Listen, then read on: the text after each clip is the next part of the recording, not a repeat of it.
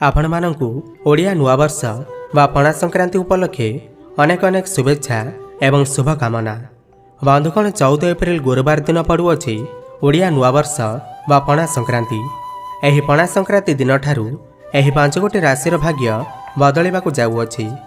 बंधुगण आजिर विषयटी रहिछि कि ओडिया नुआवर्ष 2022 रे राजांक भली जीवन बिताइबे एही 5 गोटी राशिर व्यक्ति। मिलिबा बहुत बड़ खुशीर खबर। बंधुगण प्रत्येक व्यक्ति निज जीवन में खुशी रहिबाकु चाहिथांती एवं यह मध्य चाहिथांती कि तांको पाखरे बहुत गुड़िए पैसा रहू एवं तांकु कौनसी जिनिसर अभाव न रहू। तेणु निज भविष्य विषय प्रत्येक व्यक्ति जानिबाकु चेष्टा करिथांती एवं एथिपाई विभिन्न प्रकार उपाय मध्य आपणई थांती।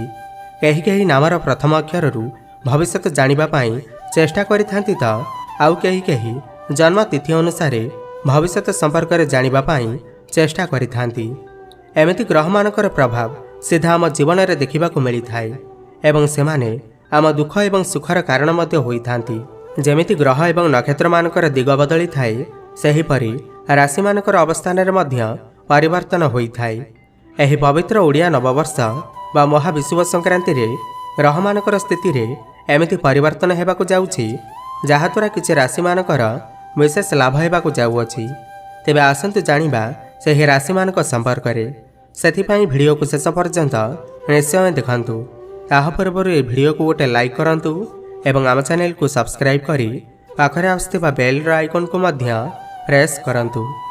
भारतीय ज्योतिष शास्त्र अनुसार सूर्यंकर गोटे राशि अन्य राशि को स्थानांतरण को संक्रांति कहुई थाए। 12 गोटी राशि अनुसार 12टी संक्रांति रही अछि। मकर संक्रांति सूर्य क्रमशः पृथ्वीर विषुवरेखा आड़ को गति करिथांती। तेणु सूर्यंकर रश्मि क्रमशः प्रखर होइथाए। ଯେଉଁ दिन सूर्य मेष राशि प्रवेश करती ସେହି ଦିନକୁ मेष संक्रांति ବା महाविषुव संक्रांति कहुए बा पणा संक्रांति मध्य कहुए। आपनको कहि रखुछु जे एही पणा संक्रांति ठारू ग्रह मानकर स्थिति रे परिवर्तन हेबाकु जाउअछि। एही परिवर्तन जोगु ग्रह रे महासंजोग घटिबाकु जाउअछि जहाद्वारा एही 5 गोटी राशिर भाग्य चमकिबाकु जाउअछि। तेबे एही राशि मानकु एही महासंजोगरु कौन लाभ मिलिबो एहा विषय आज आमे आपनकु कहिबु। कहि देउछु जे एही राशि मानकर जीवन रे भल परिस्थिति देखिबाकु मिलिबो। आपनकु आपनकर पूर्वरु करा जाइतिबा कार्यर भारी लाभ आपनकु एबे प्राप्त हेबाकु जाउअछि। घर परिवारर माहौल आपनकर खुशीपूर्ण होई उठिबो। आपण आपणकर निर्धारित कार्य पूरण करिपारिबे। धन कमाइबार योजना गुड़िक वृष राशि। एही राजयोग वृष राशि व्यक्ति खूब भल रहिबार अछि। आपण मानकर भाग्यर द्वार खोलिजिब। आपणकर शुभ समय आरंभ हेबाकु जाउअछि। आपणकर किछि नुआ योजना हेबार अछि ताहा उपरे काम करिबा आरंभ करि दियंतु। प्रभु बजरंगबालींकर कृपा आपणकर ऊपर बर्षिब। चाकरी क्षेत्र में थिबा व्यक्ति को भल लाभ मिलिब। जदि आपण लंबा समय प्रमोशन पाई अपेक्षा करिसेंती तेबे आपणकु एहार फल प्राप्ति हेबो। समाज रे आपणकर मान सम्मान बढ़िबो। समस्ते आपणकर राय मागिबे एवं किछि खुशी खबर मिली पारे। द्वितीय राशि मेष राशि। एही राशिर व्यक्ति को पाई राजयोगर समय आसुअछि। लंबा समय धरी जो असुविधार सम्मुखीन होई आसुथिले एबे ताहा दूरीभूत हेबो एवं समस्या मानकर मुक्ति मिलिबो। आपणकु नुआ अवसर प्राप्त हेबो एवं उन्नति मिलिबो। एही जोग बनिबा परे आपण नुआ नुआ लोकंक सह साक्षात करिवे जहाँकि सठिक दिग देखाइब। व्यापारी मानक पई दिन गुड़िक अत्यंत शुभ साब्यस्त हेबो। धनर वर्षा हेबार मध्य जोग बनुअछि। तृतीय राशिटी हेउछि सिंह राशि। एही राशिर लोकमानक पई बड़ धन लाभर जोग बनुअछि। व्यापारी मानक पई व्यापार क्षेत्र में धन लाभ हेबार संभावना बनुअछि। आपण बहुत दिनरू अपेक्षा करितबा कार्य रे सफलता प्राप्ति करिवे।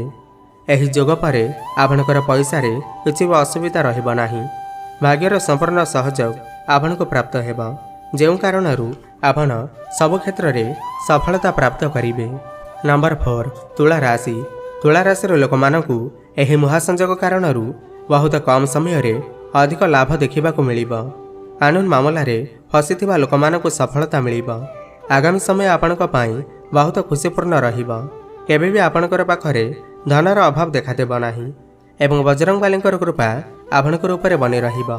पंचम बा शेष राशिटी हेउछि कुंभ राशि।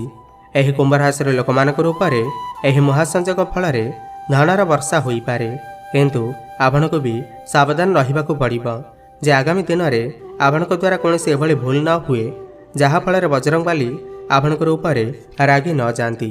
ଏମାନଙ୍କର ସମସ୍ତ ଅସୁବିଧା ବହୁତ ଶୀଘ୍ର ଦୂର ହେବାକୁ ଯାଉଅଛି। ଚାକିରି ଖୋଜୁଥିବା ଲୋକମାନଙ୍କୁ ବହୁତ ଜଲ୍ଦି ଚାକିରି ମିଳିବାର ସମ୍ଭାବନା ଅଛି। ଏହା ବ୍ୟତୀତ ଆଜି ଯାଇ ଚାଲି ଆସୁଥିବା ଆର୍ଥିକ ଅସୁବିଧା ମଧ୍ୟ ବହୁତ ଜଲ୍ଦି ସମାପ୍ତ ହେବ। କୌଣସି କାର୍ଯ୍ୟକୁ ତରତର ହୋଇ କଲେ ଆପଣ ଅସୁବିଧାରେ ପଡ଼ିପାରନ୍ତି। ତେବେ ବନ୍ଧୁଗଣ, ଏହା ଥିଲା ସେହି 5 ଗୋଟି ରାଶି ଯେଉଁମାନଙ୍କର ଭାଗ୍ୟ ଏହି ପଣା ସଂକ୍ରାନ୍ତି ଠାରୁ ବଦଳିବାକୁ ଯାଉଅଛି।